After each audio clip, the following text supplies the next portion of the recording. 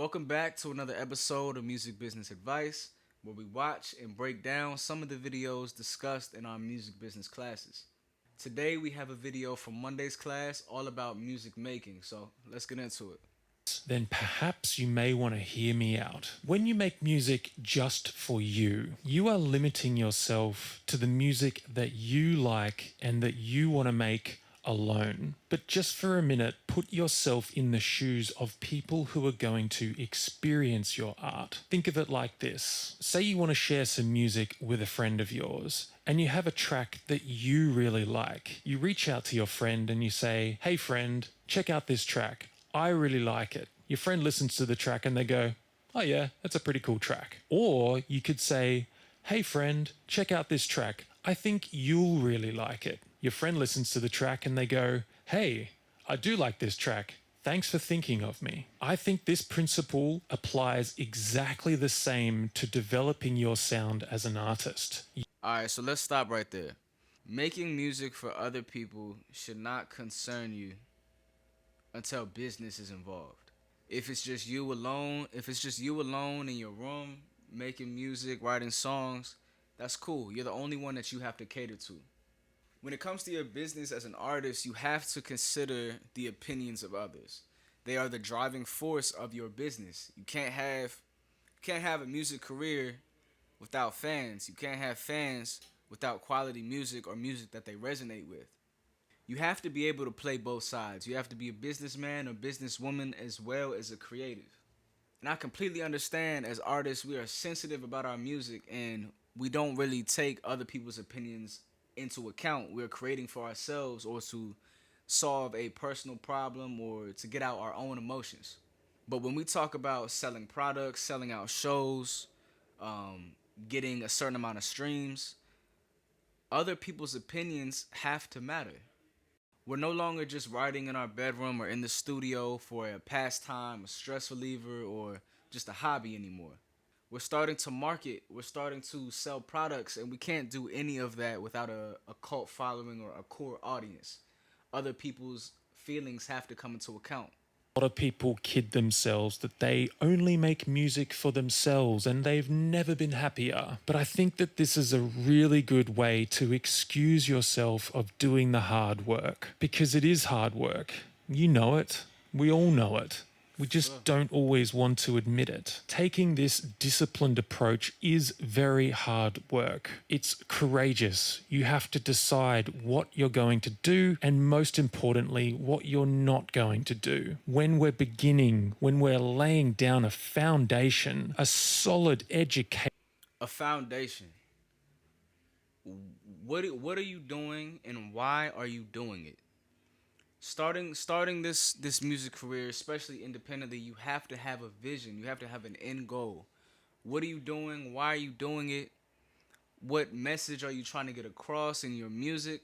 If you say you want to take this music career seriously, you have to have all this figured out. You have to have direction and vision. This is the only way you're able to figure out your target audience, who you're marketing to, who you're making content for, ultimately who you're making music for. Education in how to make music from start to finish, sticking to a style and figuring out how all the pieces work together is so important. And like I've said before, from here, you can take this style and develop it in any direction you want. But you've started with a foundation, a good, solid foundation. Hey, I know how to do this and I know how to do it really well. Choose a style and master it. Grow your following off a certain type of sound and evolve. Once you get to a certain point, your audience will start to see it as evolution instead of a lack of confidence. If you're just dropping a disco song and then a trap song and then something with low energy, then something with high energy, in the beginning it looks like a lack of confidence.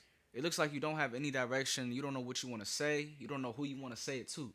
It's very important to hone in on a certain type of sound, master it, do it well, and limit competition. You don't have anybody to compete with. Drake doesn't have anybody to compete with. Nobody can beat Drake or do what Drake does better than Drake. So it's all about finding something. It's all about finding where you fit, finding the sound that's right for you, mastering it, and at a certain point when you have that cult following, evolve. They won't see it as a lack of confidence. They will see it as variety and dynamics in your range. Please start with the foundation. Start with something that you know, something you're really confident with, and then start taking those risks, bending the rules, changing things, developing, evolving. Your journey will be so much easier that way. So, what about all the artists who do make every genre, cross genre music, the ones who don't listen to all the rules? The Flume argument. Honestly, Flume's name has come up so many times in the comments of my old video. People messaging me, what about Flume? I want to sound like Flume. Flume doesn't care about genres. He just makes whatever kind of music he wants. He invents genres. You know what? He does. And he's fucking earned it. He's been at this game for 20 years. He started as a house producer. Flume didn't just roll out of bed one day and start making Flume hit records. He has a long history of releases and a foundation in a specific genre. We can keep cherry picking these top artists who have developed their sound over decades and say, well, they didn't do it, so I'm not going to do it. But the reality is that they didn't start that way. You have to earn it. I love what he said about that. You have to earn it. Travis Scott didn't start out, you know, this whole Astro World era, these phases. He didn't start out like that. He had a sound. It was very trippy, very, hip hop, trap influenced, and he stuck with that, and that's what he grew his fan base with. Now, when you see he's having these extravagant album rollouts and things like that, he's earned that. He's able to introduce us to a universe before the project. Same thing with The Weeknd. The Weeknd has now evolved and made it to a point where he can introduce characters as a part of his project, where his life is basically a movie with the album being the soundtrack. He's earned that. Years of hard work, growing his fan base, growing his sound, developing his sound. It's all been earned through hard work. It's going to be hard for us to do that because at this point, nobody's listening. Nobody cares. We don't have the luxury of time or money at this stage. We can't do an extravagant rollout. We can't build a character. We don't have the time for that. Nobody cares. Nobody cares. Now, not saying this will never happen or this is never an option. We will get to that point if we want to, where we can have complex pre-releases and post-release strategies, and when we have the money and time to do that. Right now, our main focus should just be to grow an audience. Get people interested in what we're about, our brand, our music. Nothing too crazy, just being consistent and adding value where value is needed.